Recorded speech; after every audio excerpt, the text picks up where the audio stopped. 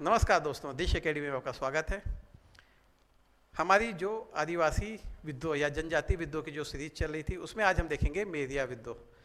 समय है इसका 1842 से 1863। पहले ये देखते हैं कि इस समय बस्तर अंचल में शासन किसका था। देखिए, ये विद्रोह चला है दो राजाओं के शासनकाल में, भोपाल देव और भैरम देव। इस बीच 6 से 7 दीवान चेंज हुए। जगबंधु दलगंजन सिंह जगन्नाथ बैदर भोपाल देव के समय थे।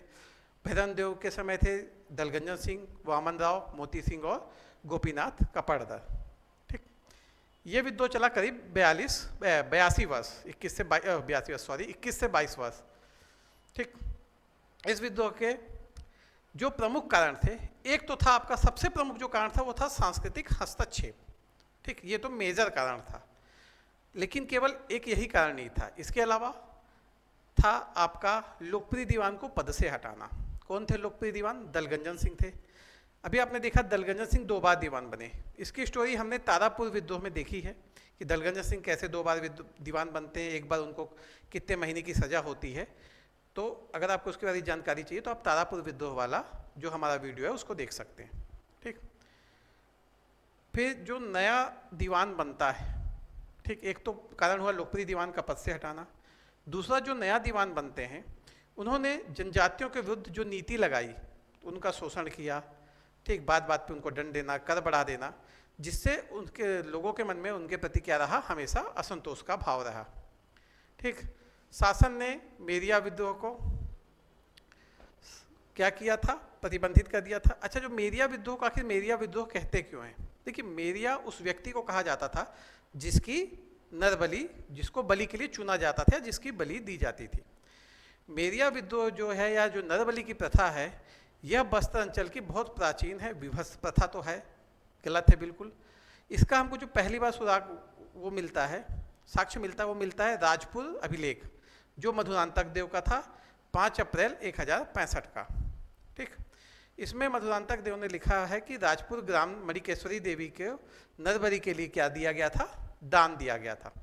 नागवंश खत्म हो जाता है। उसके बाद आते हैं काकतीय, उन्होंने भी इस प्रथा को जारी रखा। ठीक, उस समय विजयदशमी के दिन त्रिवर्षीय रूप से नरबलि दी जाती थी। इसमें पशुओं के साथ किसकी, नर की भी बलि दी जाती थी।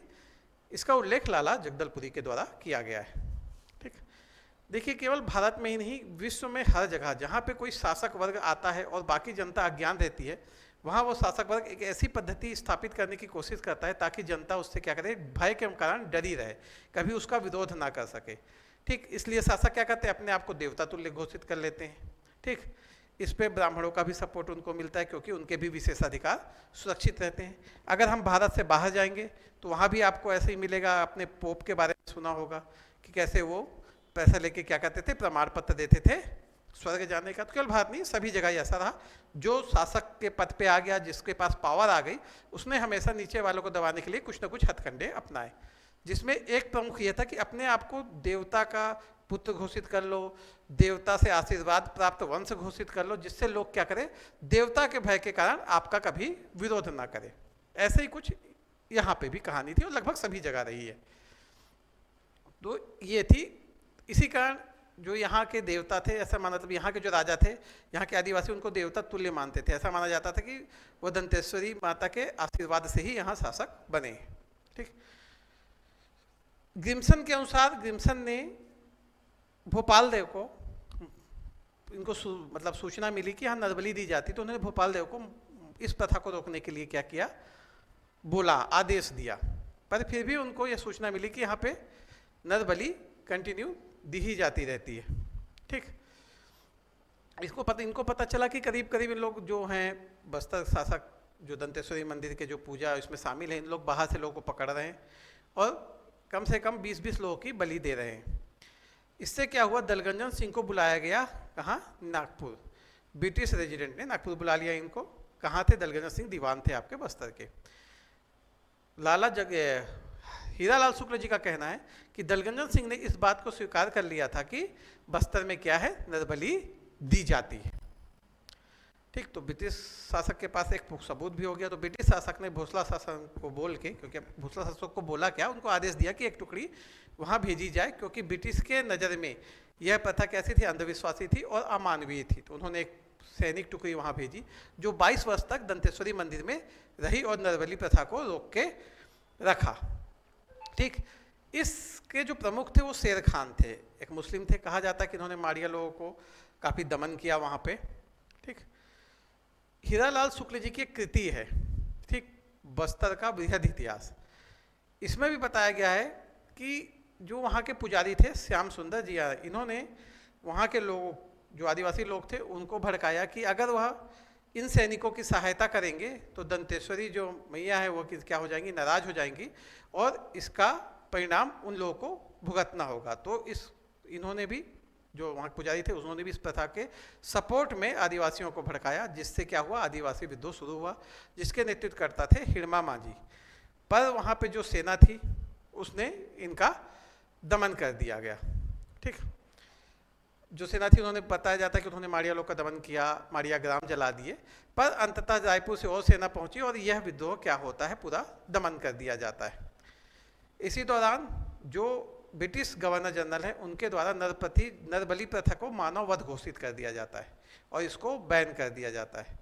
ठीक, अब अगर कोई नरबली देता है तो ऐसा माना जाएगा कि वह क्या हो, वह मानव वध है और उसको सजा कैसे मिलेगी, जैसे हत्या की मिलती है। पहले तो सांस्कृतिक रूप से इसे पुण्य काम मान के ये बच जाते थे, पर उन्होंने घोषित कर दिया, जो ब्रिटिश गवर्नर थे, कि इसे अब क्या किया जाएगा, मानव वध समझा जाएगा और इसे जो करेगा उसको मानव वध की जो सजा होती है वही सजा दी जाएगी। तो इसके बाद यह विद्रोह खत्म हो जाता है। ठीक, यहाँ पे आपको कुछ नाम याद रखने हैं, जैसे पुजारी श्याम सुंदर जिया, जो उस समय दंतेश्वरी मंदिर के पुजारी थे। बस्तर और कालाहंडी क्षेत्र के लिए जो जानकारी अधिकारी नियुक्त किया गया था वह था आपका कैप्टन सी ग्लासफर्ड। ठीक, और कैप्टन सी ग्लासफर्ड ने ही 1862 में लिखा कि दंतेवाड़ा मंदिर से गार्ड हटा लिए जाए, क्योंकि अब यह प्रथा लंबे समय से वहाँ पे नहीं परफॉर्म की गई है। इसके अलावा आपको ध्यान रखना है, एक अंग्रेज अधिकारी मैक्सन, जिन्होंने इस पूरी दंतेश्वरी मंदिर में नरबली प्रथा की जांच की थी और जो सेना ने दमन किया, जो बाद में रायपुर से जो सेना जाती है उसके जो प्रमुख रहते हैं वो कैंपबेल रहते हैं, और जो सेना भोसले ने पहले स्थापित की थी कहाँ पे, दंतेश्वरी मंदिर में, उसका नेतृत्व करते हैं शेर खान, जिनको बस्तर का तहसीलदार भी नियुक्त किया जाता है अंग्रेजों के द्वारा। तो इतने नाम आपको ध्यान रखने हैं। ठीक, तो यहाँ पे यह विद्रोह की पूरी स्टोरी समाप्त होती है। ठीक, आपको अगर ये लेक्चर पसंद आया हो, तो ये वीडियो पसंद आया हो, तो आप लाइक, शेयर और सब्सक्राइब जरूर करें। ठीक, अगली बार हम फिर मिलेंगे नए वीडियो के साथ। तब तक के लिए धन्यवाद।